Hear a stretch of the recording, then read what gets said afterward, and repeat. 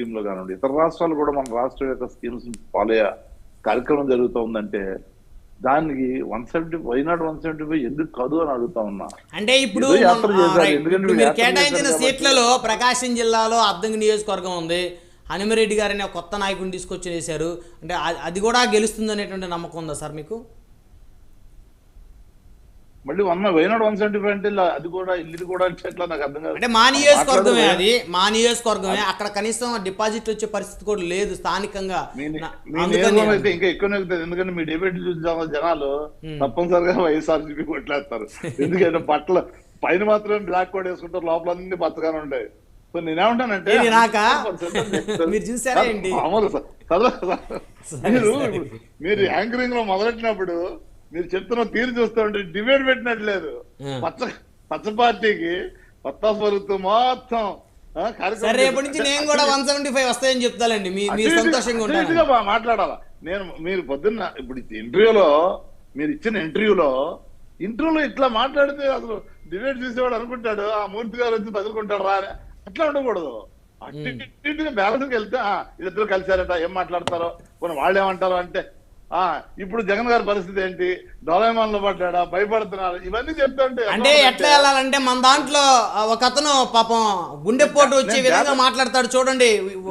విషయం గక్కుతా TDP అధినేతని, YCP TDP అధినేత, జనసేన అధినేతని విషయం గక్కుతా పొద్దున్న లెగిస్తే 10 ప్రశ్నలు ఆయన ప్రశ్నలు సంధిస్తా ఎప్పుడు ఏమవుతుందో తెలియనటువంటి పాపం ఆయనకి ఇష్టం ఉందో లేకపోతే ఇష్టం లేక అట్లా మాట్లాడితే హ్యాపీగా ఫీల్ అవుతారు. అట్లా మాట్లాడే బ్యాలెన్స్ అనే పదం మీరు నాకు చెప్పాల్సిన అవసరం లేదు. నారాయణమూర్తి గారు మీకు అనుకూలంగా ఉండేటువంటి వాటిల్లో ఎంత జుగుప్సాకరంగా మాట్లాడతారంటే, ఒక పార్టీ అధినేత, నేను ఏ రోజు జగన్మోహన్ రెడ్డి గారిని గౌరవంతో మాట్లాడాను, ఆయన ఏ రోజు ఆయన వ్యక్తిగతంగా కానీ ఆయన కుటుంబ సభ్యులు కానీ ఆయన పార్టీ నాయకులు కానీ ఎప్పుడు కించపరిచి మాట్లాడాలని గౌరవంగానే మాట్లాడతా.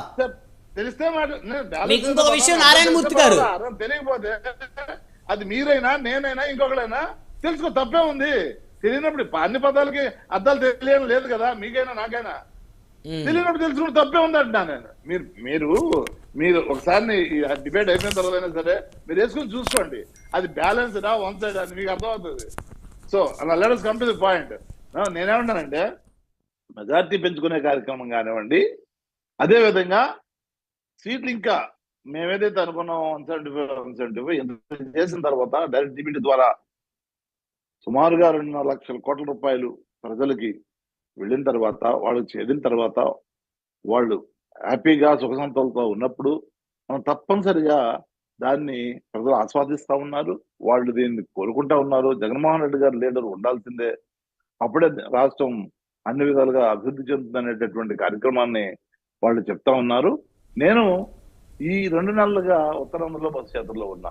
ప్రతి నియోజకవర్గంలో కూడా నేను మండల లెవెల్లో కూడా వెళ్ళి అక్కడ కార్యక్రమాలు ఎట్లా జరుగుతున్నాయి, తర్వాత వాళ్ళు ఎలా ఏ విధంగా మాట్లాడుకుంటున్నారు, ఏ విధంగా అనుకుంటా ఉన్నారు, వ్యతిరేకత ఉంటే ఎక్కడైనా వ్యతిరేకత ఉందా, ఉంటే ఎంత ఉంది, ఎట్లా ఉంది.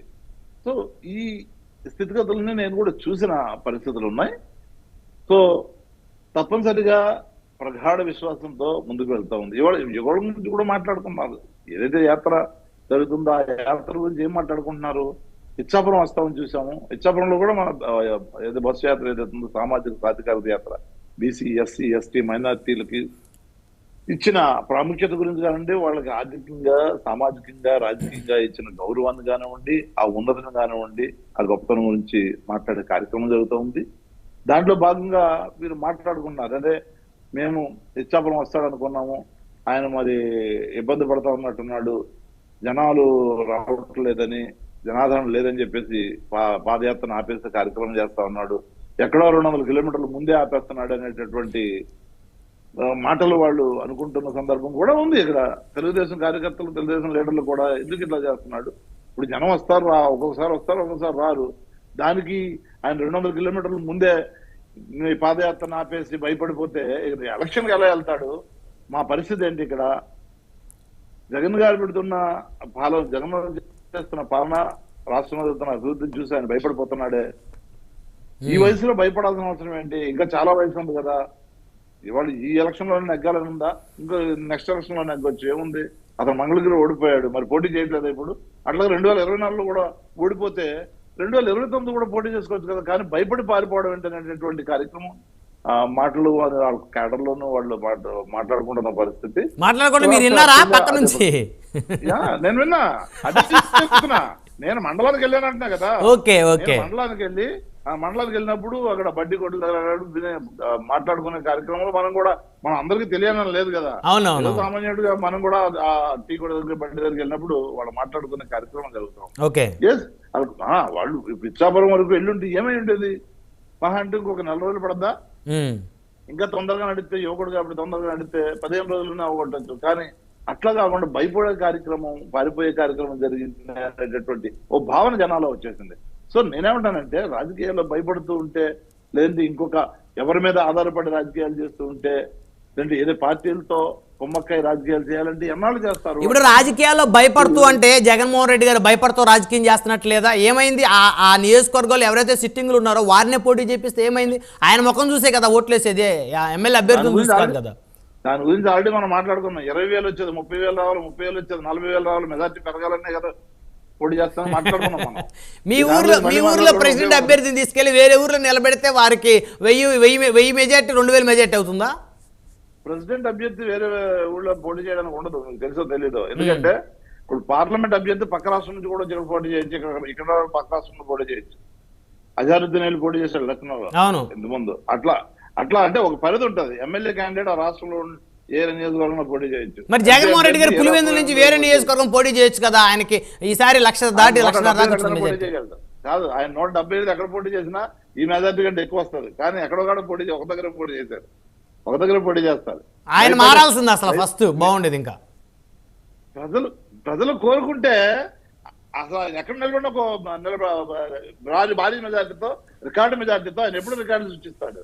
పులివెందులు ఇప్పుడు మాట్లాడాల్సిన అవసరం లేదు, మాట్లాడలేదు. సో నేనేమంటానంటే, ఈ విధంగా మనం కొంత ఆత్మస్థైర్యాన్ని ఈ తెలుగుదేశం పార్టీ వాళ్ళు ఇవ్వలేకపోతే వాళ్ళు జనసేన వాళ్ళు ఇవాళ కలిసి పోటీ ప్రయాణిస్తున్నారు కాబట్టి నిన్న మీటింగ్ లో కూడా ఆయన కనిపించినట్లేదు. మీటింగ్ లో మరి ఈయన్ని మరి పట్టించుకున్నట్లేదేమో. ఈయన ఉంటే నేను ఆ మీటింగ్ లో కూర్చున్నాను ఏంటో తెలియదు. మరి పవన్ కళ్యాణ్ గారు మరి ఆయన కనపడలేదు, చంద్రబాబు నాయుడు ఆయన కనపడుతున్నట్టున్నారు. సో ఎనీవే వాళ్ళ పార్టీ అంతర్గత వ్యవహారాలు మనకెందుకు. కానీ ఈ విధంగా తర్వాత యువగడానికి కూడా రావడం లేదు పవన్ కళ్యాణ్. నేను చంద్రబాబు నాయుడు స్థాయి నాది, ఆయన మీటింగ్ పెడితే వస్తా తప్ప అదేదో అంటే ఇది కూడా బయట మాట్లాడుకున్న మాటలే. అదే మీరు వింటారు కదా బడ్డీ కొట్ల దగ్గర, టీ కొట్ల దగ్గర కూర్చొని. అది ఆ మాటలో చెప్తున్నా. ఇదేంటి ఎంతకాలం ఇచ్చేసి ఇంత నాయకుడిలా ఫీల్ అవుతాడు, నేను యువగలాన్ని అని. ఏంటి ఆయన మీటింగ్ పవన్ కళ్యాణ్ రానంటున్నాడు. ఇంతకుముందేమో నాకు ఎవరు లేరు అనుకుంటున్నారా, నాకు పవన్ కళ్యాణ్ ఉన్నాడని చెప్పి అన్నాడు. పవన్ కళ్యాణ్ చూస్తుని గాలి తీసేటట్టు అని చెప్పి అనుకునే మాటలు బట్టి కొట్టలేదు కానీ ఇటీ కొట్టలేదు కానీ చివరికి ఇట్లాంటి మాటలు చెప్పడానికి ఇక ఫైనల్ స్టేజ్కి వచ్చారనమాట. ఇక చివరికి ప్రజలు అనుకునేది కాదు. నారాయణమూర్తి గారు ఎంతో చక్కగా విశ్లేషణ చేసేటువంటి మీలాంటి పెద్దలందరూ కూడా మీ అధినేత ధైర్యాన్ని కోల్పోయి 60-70 నియోజకవర్గాల్లో తారుమారు చేసి సీట్లని తలబొట్టుకున్న పరిస్థితుల్లో ఇక చివరికి మీరు బడ్డీ కొట్ల దగ్గర, టీ కొట్ల దగ్గర కూర్చొని టీడీపీలు జనసేనలు ఏమనుకుంటున్నారో ఇక దాని మీద అనాలిసిస్ చేయడం మొదలు పెట్టారు. ఏంటి సార్ మీకు ఇలాంటి పరిస్థితి వచ్చింది? ప్రజలు బడ్డీ కొట్ల దగ్గర ఉన్నా మేము గౌరవిస్తాం, ప్రజలు స్టార్ హోటల్లో ఉన్నా గౌరవిస్తాం. మీలాంటి వాళ్ళు బడ్డీ కొట్ల దగ్గర, గ్రామాల్లో ఉన్న దగ్గర ఈ తెలుగుదేశం పార్టీ మీ గ్యాంగ్ అంతా గౌరవించదు. మీరు స్టార్ హోటల్లో హైదరాబాద్ లో పెద్ద పెద్ద భవంతుల్లో ఉన్న వాళ్ళే గౌరవిస్తారు. అందుకే కదా మీరు డిపాజిట్లు చేయించుకొని సీట్లు ఇస్తుంది. కోట్ల రూపాయలు డిపాజిట్లు చూపిస్తేనే సీట్లు ఇస్తుంది. మీరు బడ్డీ కొట్లకి, టీ కొట్లకి ఒక్కరికన్నా సీట్ ఇచ్చారా? జనరల్ స్థానాల్లో, ఓసీ కేటగిరీ స్థానాల్లో ఒక బడ్డీ కొట్టు వ్యక్తికో, ఒక టీ కొట్టు వ్యక్తికో సీట్ ఇచ్చారా? మీరు ఎక్కడున్నాడు తెలుసా మీకు? ఎవరో అదే నేను అందుకే చెప్పింది, మీరు ఈ తెలివితేటలు వాడతారనే జనరల్ ఓసీ స్థానాలన్నా. నందిగం సురేష్ గారి గురించి చెప్పమాకండి. ఓసీ స్థానాలన్నా నేను రిజర్వ్డ్ స్థానాలు ఎలాగో ఇవ్వాలి, అది తీసేయండి. కామన్ మ్యాన్ గా ఉన్న ఎంపీ, ఒక ఎంపీ కాదు 5-6 ఎంపీలు సార్. రిజర్వ్డ్ స్థానాలు కాకుండా ఓసీ కేటగిరీలో జగన్మోహన్ రెడ్డి గారు పేదవాడికి ఒక్కడికి సీట్ ఇచ్చాడని చెప్పండి సార్. కూడా రిజర్వ్డ్ కాదు అంటున్నా, బీసీలు కూడా రిజర్వ్డ్ కాదు జనరల్ లో. జనరల్ మీకు తెలియకపోతే తెలుసుకోండి. కమ్మ, జనరల్ ఎంపీ కాపు, కేటగిరీ. రెడ్డి, వైశ్య, బ్రాహ్మణ జనరల్ కేటగిరీలో ఈ ఐదు కులాల్లో క్షత్రియ జనరల్ ఈ 6 కులాల్లో కేటగిరీలో ఒక్కడికన్నా పేదవాడికి జనరల్ అంటే ఒక్కడికన్నా అర్థం పేదవాడికి చేసుకోండి. జగన్మోహన్ రెడ్డి గారు టికెట్ జనరల్ ఇచ్చారా? జనరల్ కేటగిరీలో అన్న జనరల్ అంటే అర్థం చేసుకోండి. కమ్మ, ఎవరైనా కాపు, పోటీ రెడ్డి, చేసే- వైశ్య, బ్రాహ్మణ, క్షత్రియ ఈ 6 సామాజిక వర్గాల్లో ఒక్కరికైనా ఎవరు పేదవాడికి పోటీ జగన్మోహన్ రెడ్డి గారు చేసే టికెట్ ఇచ్చి దగ్గరైనా, ఎమ్మెల్యే చేశారా? ఎవరు